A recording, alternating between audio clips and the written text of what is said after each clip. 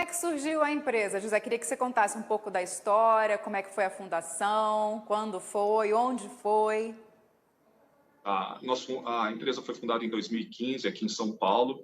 Eu já tinha uma outra startup que tinha sido fundada pelo Intel Capital e trabalhava muito no mercado financeiro com analytics e segurança da informação nesse mercado, mas sempre gostei muito do agro e queria ter uma oportunidade de poder trabalhar nesse setor. Então, eu comecei a analisar um pouco do crescimento no agro no Brasil e também eu comecei a avaliar as deficiências que nós tínhamos no setor agro, que já tinham na indústria financeira e de bancos, né? Foi nesse momento, então, que eu decidi pegar o que a gente conhecia dentro das minhas outras experiências e tentar aplicá-las no agro. Então, nasci a Cycrop em 2015 com o objetivo de ser a empresa de Big Data Analytics para o agro e também setores correlatos. E vocês estão situados aonde? Quantas pessoas tem na Aqui, empresa de vocês hoje? Como é que foi a evolução? a gente começou, eu e meu sócio Renato Ferraz, né? Começamos bem pequenos, depois com alguns primeiros funcionários. Hoje a gente tem cerca de 20 funcionários. Nós ficamos aqui na capital, em São Paulo. Perfeito. E vocês oferecem soluções para o agronegócio. Falando agora na prática, quais soluções são essas, José? As principais soluções que nós oferecemos são para o B2B, são para as indústrias. Então, nós estamos falando de agroindústrias, indústrias de alimento, indústrias de logística, agro, mas também para o setor financeiro relacionado com agro, ou seja, as empresas que oferecem, empresas e bancos que oferecem de algum tipo, alguma forma de crédito ou seguro agrícola, né, e que precisam também medir o risco de mercado agrícola, assim como usinas também de cana-de-açúcar, grandes produtores de soja, milho, que funcionam também como empresas.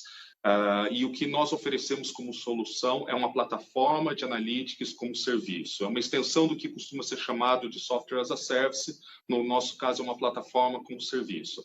Pensa num menu, como se fosse um cardápio, onde os itens do cardápio são algoritmos de predição, de análise de dados, de cálculo, por exemplo, de biomassa, de risco de crédito agrícola, e as empresas que já estão nessa fase de ter as necessidades de preditivas, de machine learning, de inteligência artificial, podem escolher dentro esses itens do cardápio os algoritmos, né, cerca de 300 algoritmos que são melhores para elas. Daí eu posso falar de alguns que são os principais usados e como eles são aplicados dentro dessas empresas.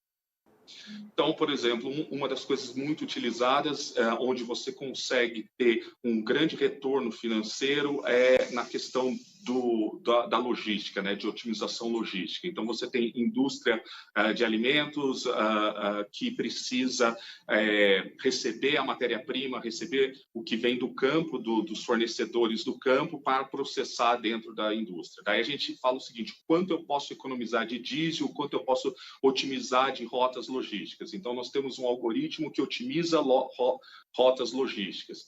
Nós temos também uma coisa clássica, que é, eu tenho, sei lá, 300 mil hectares ao todo de produtores que servem uma indústria ou que servem uma usina, e eu preciso saber nesse ano quanto que vai ser a produtividade. Normalmente, essa produtividade costumava ser feita no passado pela uma previsão geral de quantas toneladas seriam colhidas. Nós conseguimos chegar nesse tipo de análise com alta assertividade e dizer o seguinte: por talhão, quanto vai ser a produtividade do talhão. Temos também a parte climática, a previsão climática, e uma previsão com outro tipo de viés. Hoje, normalmente, você tem aquelas previsões: vai chover quando? Isso é muito importante, mas uma das coisas importantes também é saber o seguinte: no mês de janeiro, eu tenho normalmente uma média de tantos milímetros de chuva. Conforme eu vou andando no dia 20 de janeiro, caminhando para o dia 30, o quanto ainda falta que vai chover nesse mês? Esse é um outro tipo de previsão que a gente executa. Por outro lado, se a gente for para a parte financeira de grandes indústrias, de grãos, por exemplo, que vendem diretamente para ou que são tradings, ou que vendem diretamente para a indústria, outros fabricantes de alimentos, que compram delas esses produtos, eles querem detectar inadimplência, por exemplo, né? Quando que um cliente meu vai ser inadimplente? Quando eu consigo prever que esse cliente vai se tornar de bom pagador para mal pagador? E como que eu mudo as minhas regras de crédito para mantê-lo e não ter um default, né? Então, nós temos também um algoritmo que faz isso, né? Então, esses são alguns exemplos do que nós fazemos, mas temos uma infinidade de outros algoritmos de machine learning e inteligência artificial, muitos deles agora relacionados a imagens de satélite.